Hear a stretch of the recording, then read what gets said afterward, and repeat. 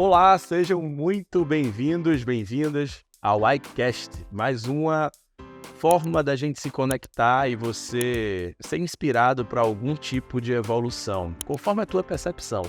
Aperta os cintos que hoje eu trouxe um cara massa. Primeira qualidade dele é que ele é meu amigo de infância. Ele é uma virtude, isso é uma virtude. A gente se conheceu, acho que a gente tinha 14 anos, 15 anos, por aí no colégio. Por aí. E de fato a gente se conectou ali, tinha banda de pagode no meio, ele dançava. Sem muitos detalhes.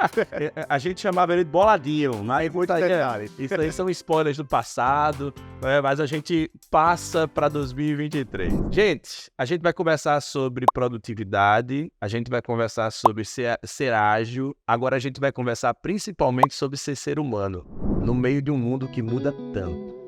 Hector é Head Trainer da AICA, mas ele é muita coisa. É muita coisa. Muitas vezes a gente faz treinamento aqui, diz, Hector, esse treinamento é tua cara, customiza com o teu jeito, vem aqui e faz. Então, Hector é AICA, mas Hector tem muitas outras atribuições que eu fico realmente impressionado, porque eu sou um cara que trabalha muito. E esse cara é um cara que trabalha muito. E como é que a gente equilibra essa vida? Mas primeiro, quem é Hector na fila do pão, né, gente? Né? Quem é esse cara que tá aqui do meu lado? Se apresenta aí, meu irmão. Primeiro, Diogo, obrigado pelo convite. Valeu. Obrigado pela oportunidade, pelo tempo. E vamos lá, vamos conduzir essa nossa conversa, né? Mas Quem é Hector na fila do pão? Bom, eu vou esquecer esses 14 anos, essa história do passado. agora deixa de lado. Deixa pra lá, tá?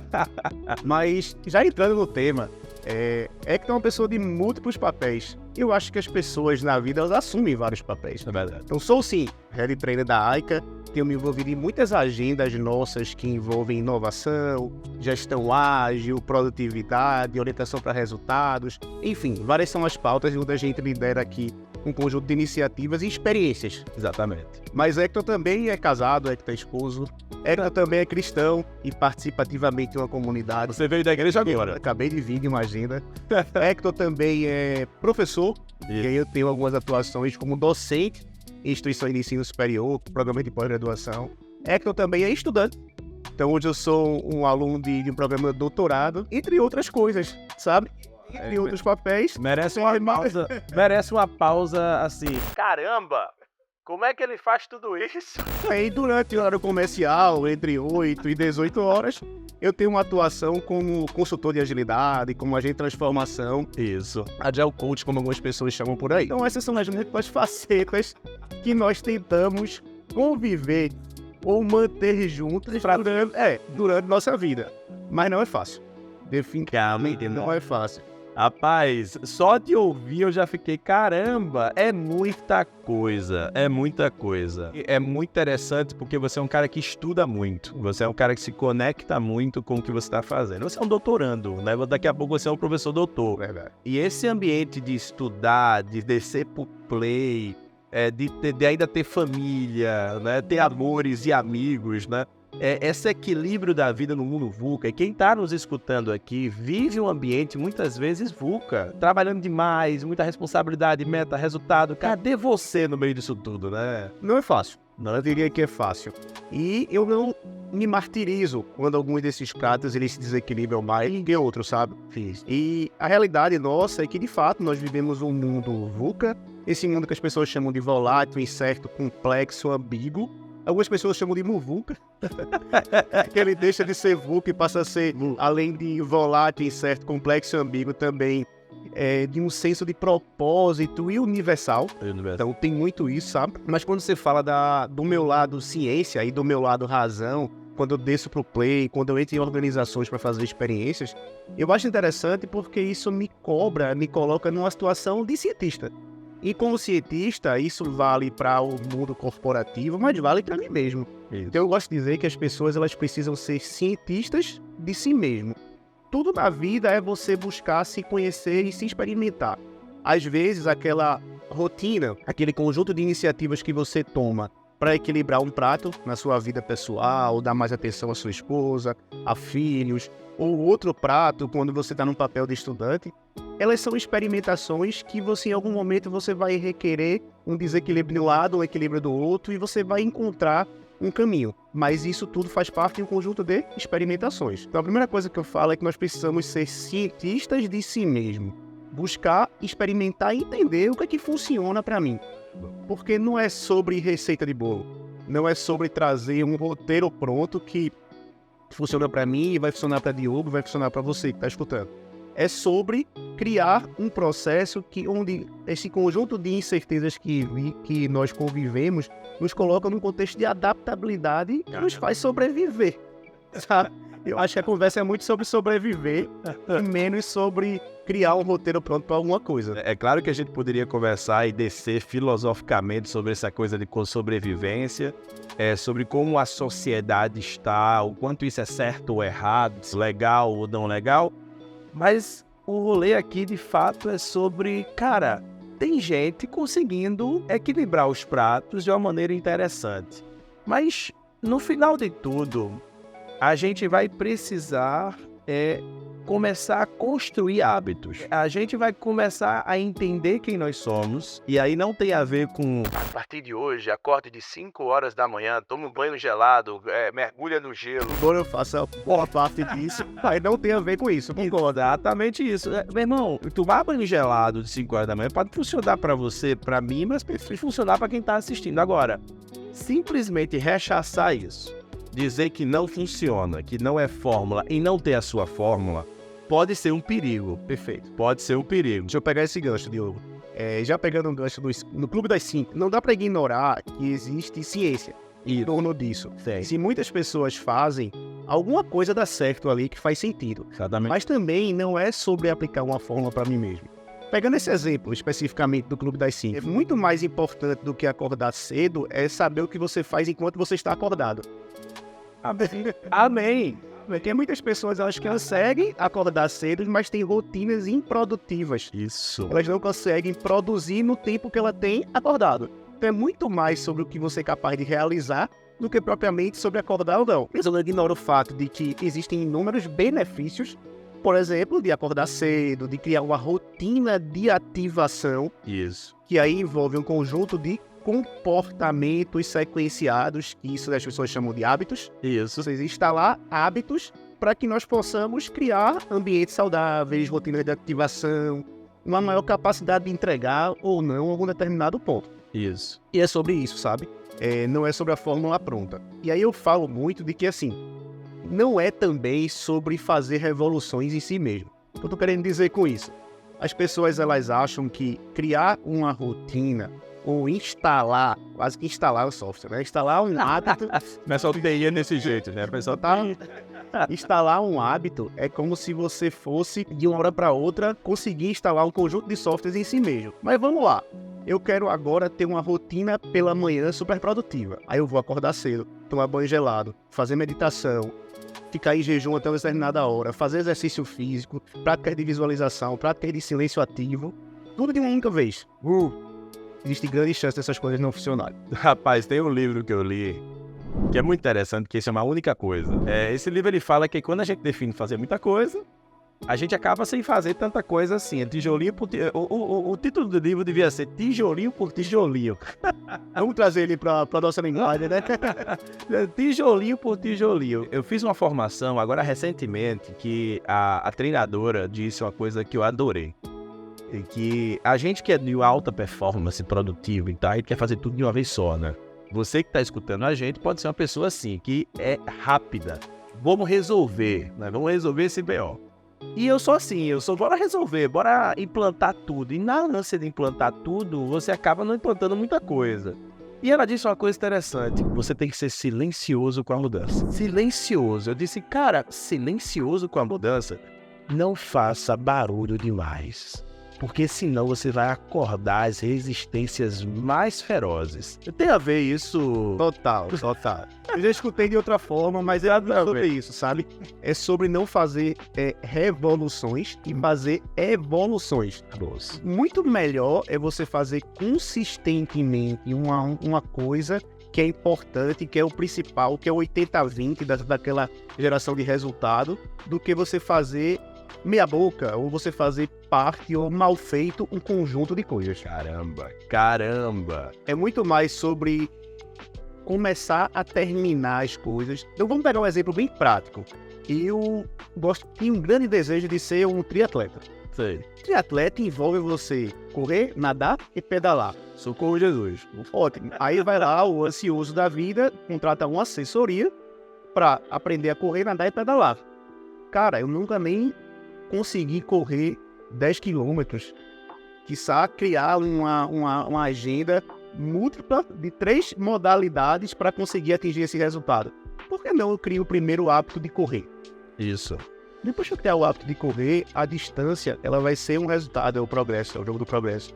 Depois de um hábito instalado, ou seja, de uma modalidade adquirida, onde aquilo deixa de ser resistência no seu organismo, onde eu não causo mais entropia, onde eu não gero barulho das minhas resistências, sabe? As outras coisas vão sendo mais fáceis de adquirir. Isso. E aí, lembrei agora também de um livro muito bom, Diogo, chamado Micro Hábitos, do Fogg. E ele é um pesquisador que ele fala o seguinte, ele fala muito dessa ideia de que são instalações de pequenos comportamentos que nos conduzem a grandes resultados, Isso. não de fazer mudanças radicais, mas ele fala de 3 elementos importantes, né? Um que ele fala do gatilho, da ação e da comemoração. Isso. O gatilho é aquilo que nos ativa a lembrar, a acionar aquele comportamento, sabe? Por exemplo, eu sou uma pessoa que eu não sinto sede, não lembro de beber água, mas eu coloco no meu relógio de 2 em 2 horas um alarme para me lembrar de beber água. Agora, é o meu gatilho. A ação é instalar aquele comportamento. Toda vez que o alarme toca, não há negociação. Eu vou lá e bebo um copo de água. E aí, com a minha comemoração, é eu saber que eu conquistei aquilo ali. Isso. Então, eu registro quantos copos de água eu tomo por dia. Ao final do dia, eu tenho lá um saldo esperado daquilo que eu gostaria. 10 copos por dia, 2 litros. O que a literatura de saúde humana recomenda aí. Eu tento ser. Então, é muito sobre isso. E o grande questão é que o teu cérebro, ele vai dizer, pra que isso? A gente nunca fez isso, tem necessidade disso. E existe um conceito de neurociência sobre elasticidade e sobre resistência que ele deve ser muito considerado, né? Aquele livro Poder do Hábito, o livro Micro Hábitos, o livro Hábitos Atômicos, né? Eu estudo muito sobre isso porque eu sou um cara extremamente espalhado. Eu sou organicamente desorganizado, né? Eu sou organicamente livre demais. Esse é meu comportamento, né? E essa é a minha natureza. Mas para chegar onde eu quero chegar, eu vou ter que lutar para instalar algumas coisas. E o termo instalar é isso mesmo. Instala softwares diferentes. Tem coisa que eu não precisei instalar. Você me conhece há muito tempo, você sabe, eu sempre me comuniquei muito bem. Perfeito. Né? Eu sempre me comuniquei muito bem, eu sempre me relacionei bem com as pessoas e isso é algo orgânico, inato. Tá aqui. Eu fui lapidando, eu venho lapidando, aperfeiçoando, melhorando, mas não é um esforço. Agora, fazer exercício físico para mim é um esforço, né? É algo que meu cérebro não reconhece como natural. Então, é isso que eu chamo de a guerra papai. Então, o momento é guerra papai. Grava aqui, aí não é isso. Porque tem muita gente que diz, Diogo, para de falar de guerra. Não é guerra. Eu disse, é guerra contra si mesmo. Tudo que eu evoluí na vida foi uma batalha. É claro que não precisa ser ruim, não precisa ser... Meu Deus, mas é uma batalha. É acordar de 5 da manhã, pra mim é uma batalha. E eu boto no despertador, olho pra ele e já me lembro da minha frase que eu criei, né? Que eu acho que eu vi em Joel J, alguma coisa do gênero. Não negocia, Diogo. Eu mesmo grito pra mim mesmo, não negocia. Negociar, perdeu. Negociar, perdeu. A soneca, perdeu. Negociou, perdeu. Porque eu tô trabalhando muito, eu não consigo essa hora. Eu mereço, meu irmão. Tudo que negocia, eu tenho 39 anos de idade, nós temos, né? Tu é 39 também, né? A gente tem 39 anos de HD aqui para negociar com 39 anos num novo hábito que você vai implantar agora. Então, meu irmão, não negocia. É guerra papai, bota o tênis e vai. E isso é pra vida, isso é pra tempo de qualidade com sua esposa, isso é pra vida. Então, mas dentro disso tudo tem alguns métodos, tem algumas ferramentas. Tem sim. Tem algumas coisas que você dá muito bem, e eu peguei uma coincidência muito interessante, essas sincronicidades da vida. Eu fui dar, a gente chamou você para fazer um módulo de gestão de tempo e produtividade, e você não tinha agenda. Aí eu assumi. Aí eu fui fazer, eu disse, me dá um material de Hector aí, porque eu faço de um jeito e mostra aí o que é que tu faz para que a gente tenha uma música. Caramba! E deu uma sincronicidade. Eu uso Pomodoro, eu uso GTD, né? Eu fiz um curso de GTD há 12 anos atrás, 13 anos atrás, que o cara disse, Isso é útil. meu irmão, me fala aí ferramental, agora momento ferramenta, instrumento, né? É claro que ele não vai descer, né, em 8 horas ou 4 horas, mas coloca isso lá no chat GPT, o que é GTD, o que é essas ferramentas, que ele vai te dizer umas coisinhas boas. E aí? Eu posso negar que eu sou uma pessoa da área de tecnologia também. Isso. Embora entusiasta do comportamento humano, embora entusiasmado demais e empolgado por facilitar, aprender essas agendas, eu sou uma pessoa da tecnologia. Isso é lindo. E aí eu não ignoro a produtividade ou os benefícios que as ferramentas e os métodos nos trazem enquanto benefício, sabe? Isso. E aí, nessa linha de implantar hábitos, de criar rotinas, existem métodos e ferramentas que nos conduzem a rotinas mais produtivas, que nos conduzem a rotinas de maior geração de resultado. Quando a gente fala de, por exemplo, gestão do tempo, de produtividade, existem sim ferramentas. E aí, nesse contexto, você citou, por exemplo, uma ferramenta ou um método que é comumente utilizado, mas bastante útil para disputar ou para vencer a guerra, a distração e do foco. Isso. Sabe? Muito do que nós vivemos hoje nas nossas agendas ou nas nossas rotinas de fazer gerar resultados ou não, diz respeito ao quanto nós conseguimos nos manter focados em uma determinada atividade ou energia ou não nos manter focados. E eu digo a você, o exercício de desfoco é muito maior. Sou ótimo nisso, sou profissional. Nosso processo humano, ele já é mais condicionado a absorver vários estímulos, né? É o celular que chega na nossa frente, é uma ligação, é um pensamento que vem divagando. E manter uma agenda específica ali, a gente não sabe muitas vezes o poder da capacidade da gente de se manter focado ou hiperfocado em fazer alguma coisa. Caramba. E aí existem ferramentas, né? Por exemplo, a própria técnica do Pomodoro que você citou, que eu acho que muitos de vocês conhecem, ela diz muito de você criar um condicionamento, condicionar a gente, moldar o nosso comportamento a fazer aquilo naquele momento. Criar um condicionamento para se manter focado ou hiperfocado durante o período de tempo. Isso. Isso naturalmente vai gerar um estresse. Isso. O que é que eu digo de gerar um estresse? Você vai querer sair dali durante aquele intervalo de tempo. Vai querer sair. Você vai dar vontade de ir no banheiro, você vai querer beber água, você vai lembrar do café que você queria tomar e não tomou. Você vai lembrar das outras atividades que deveriam estar presentes e não estão. Isso. Mas durante aquele momento é um compromisso seu com aquela entrega, com o seu foco. E depois um intervalo de descompressão. Um intervalo onde você consegue, agora eu tenho 5 minutos para fazer o que eu quiser. Para ir no banheiro, para beber uma água, para olhar o celular, que me deu vontade enquanto eu estava focando. Então esses blocos de hiperconcentração e descompressão ali ajuda bastante, sabe? Então é nessa linha que o Pomodoro traz, né? E 50 minutos ali de foco, 10. Você pode ir moldando isso, às vezes 50 minutos é muito. Eu faço primeiro 30, 20, 35, depois crio blocos maiores. O próprio método GTD, que nos ajuda muito a classificar o que é importante, o que é urgente. Mudou minha vida. Sabe? Para mim, bastante. Entender que nem tudo que a gente faz na nossa vida é gerar resultado, muitas vezes é se ocupar. Exatamente. Não, repete isso. Pelo amor de Deus. Isso merece um replay dramático. Um replay dramático nesse momento. Diz aí. Muitas vezes a nossa agenda, ela é ocupada, mas não necessariamente de momentos de geração de resultados, mas muitas vezes de agendas de ocupação. Pega a visão. Tá? Quando a gente fala isso, eu tô dizendo o seguinte: em alguns momentos nós estamos trabalhando não na direção do objetivo que eu quero, mas fazendo coisas que só precisam ser feitas. Certamente a gente em algum momento da vida precisa fazer uma feira, eu preciso buscar um filho na escola, eu preciso pagar uma conta. Isso não diz respeito a gerar o resultado que você queria. Diz respeito a um conjunto de atividades que ocupam a nossa agenda e que são importantes. O grande problema é quando há um desequilíbrio. Caramba. Quando a gente percebe que eu ocupo mais minha vida do que eu produzo. Isso. E o grande lance é porque a gente não tem discernimento sobre essas coisas. É verdade. A gente não consegue colocar no papel, tornar visual, trazer luz de que eu ocupo minha vida muito mais com agendas de ocupação do que de produção. Caramba. Então, Pomodoro é uma ferramenta interessante, GTD ajuda a classificar o que é urgente, o que é importante, o que é necessário, o que não necessariamente é um luxo fazer naquele momento, Isso. entre outros elementos, sabe? ferramentas nos ajudam a manter hiperfoco, tirar nosso nível de distração no computador, no celular. Cara, eu sou entusiasmado por recursos que podem me ajudar. Exatamente. Por que não falar de IA generativa, essas tecnologias como o ChatGPT, que nos fazem produzir 5 ou 6 vezes mais do que a gente produziria sozinho?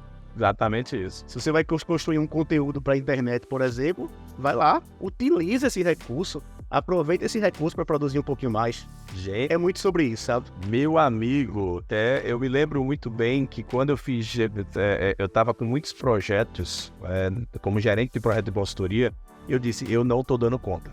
Não estou dando conta, vai dar BO. Eu trabalhava 16 horas por dia. A base é limitada, o braço é curto. Vai dar BO. Quando eu vi o GT dele, disse, olha, categoriza as coisas, bicho. Né? Categoriza no domingo, de noite ali, ó. O que é que você vai fazer?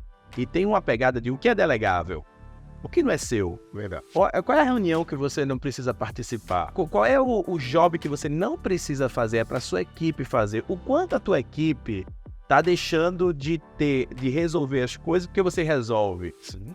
Então, existe um vínculo desse comportamento individual com o que a gente encontra nas empresas. É verdade. O que a gente encontra na empresa é um conjunto de disfuncionalidades organizacionais decorrente das disfuncionalidades humanas. Eu não consigo delegar, eu centralizo, disfuncionalidade organizacional.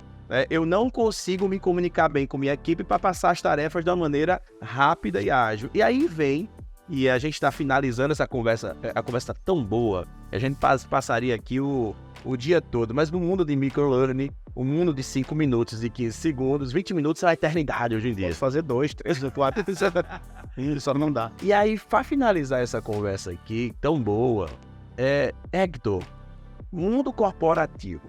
A gente vive dando treinamento para o mundo corporativo.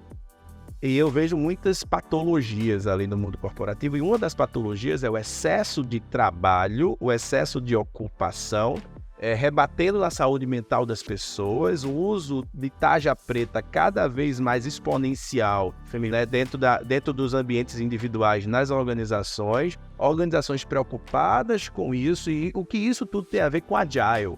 Porque quando eu vi o Agile, eu disse, caramba, eu vou fazer sprint, eu vou fazer um Kanbanzinho aqui junto com o GTD, eu peguei GTD, misturei com o Kanban, fiz os sprints da minha vida e isso me ajudou a entender que eu podia entregar mais.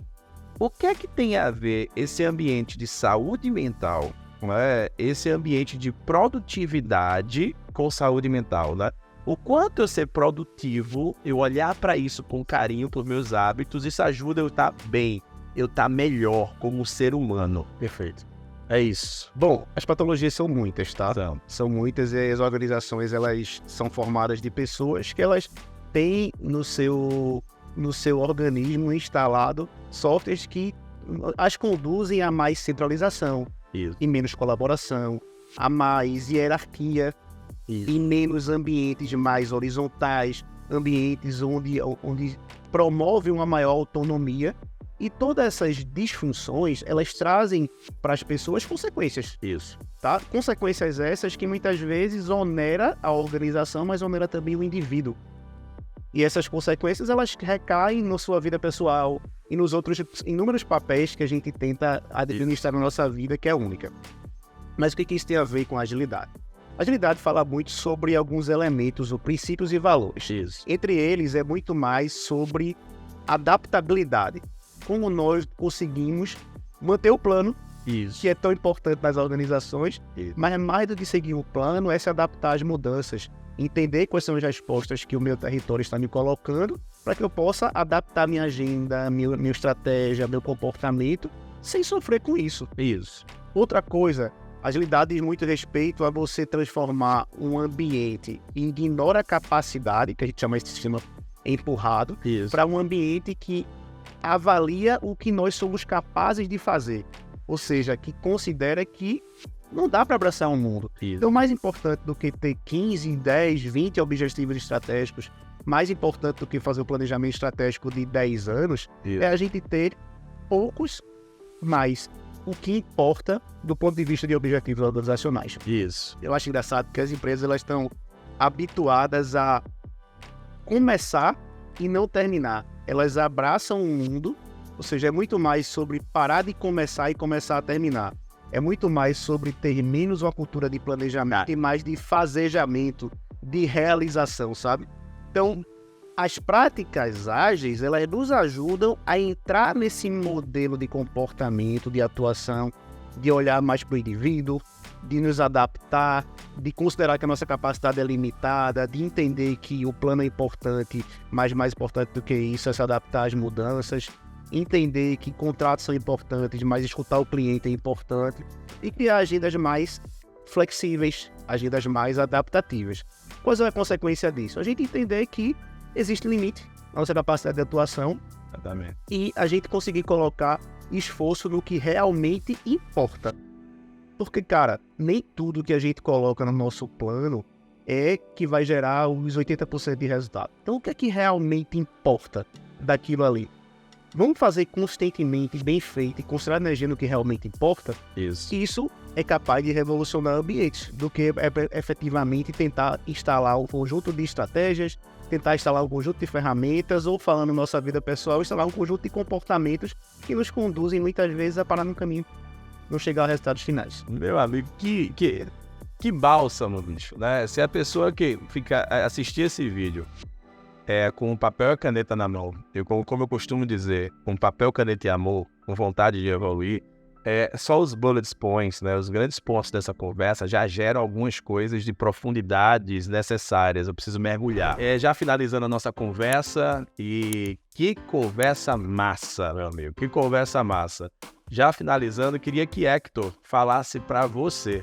Meu amigo, fale pra essa galera. Tem executivo escutando, tem cara no carro escutando um podcast, tem cara que parou, tem gente que parou pra ver isso no YouTube. E o que é que você diria para um profissional que tá nesse mundo VUCA? Tipo, 3 coisas assim, cara, faz isso, isso e isso, a partir de hoje. Né? Como é que você finaliza essa nossa conversa sobre mudança, sobre vida, sobre equilíbrio, sobre produtividade, sobre agile? O que é que você diria pra essa galera? Boa. Primeira coisa. Não se martirize. É natural, em alguns momentos da vida, nós nos desequilibrarmos. E o mais importante do que o desequilíbrio é a gente ter consciência que esse desequilíbrio aconteceu e ter um motivo pelo qual esse desequilíbrio aconteceu. Então, eu não me martirizo se em algum momento da minha semana eu trabalhei mais do que o normal e por isso, de repente, eu deixei um ente querido um pouco mais desassistido. Se eu tiver consciência de que eu fiz aquilo ali, porque se eu não tiver consciência, isso é criado um hábito improdutivo que vai sacrificar alguém. Mas tendo consciência, esses desequilíbrios em alguns momentos da vida, eles são importantes. Outra, se experimente. Aquela frase que eu falei antes, né? Se experimentarem, se conhecerem, serem cientistas de si mesmo. Diogo falou, como se comunicar para mim não foi algo tão dolorido, mas criar uma agenda de exercício para mim foi mais sofrível. E aí, nesse momento, eu tenho certeza que ele experimentou vários caminhos. Alguns efetivamente não deram certo, outros, sem dúvidas, foram melhores do que anteriores, e ele achou um caminho. Mas ele precisou se experimentar. Então, cada pessoa, ela tem a sua estrutura própria, suas necessidades próprias, seu conjunto de motivação próprio, que as vão fazer escolher, experimentar e criar. Então, não é sobre roteiro, não é sobre receita de bolo. É muito mais você criar uma experimentação onde você diga, agora deu certo. Comigo esse é o caminho, sabe? Então eu acho que é muito nessa linha.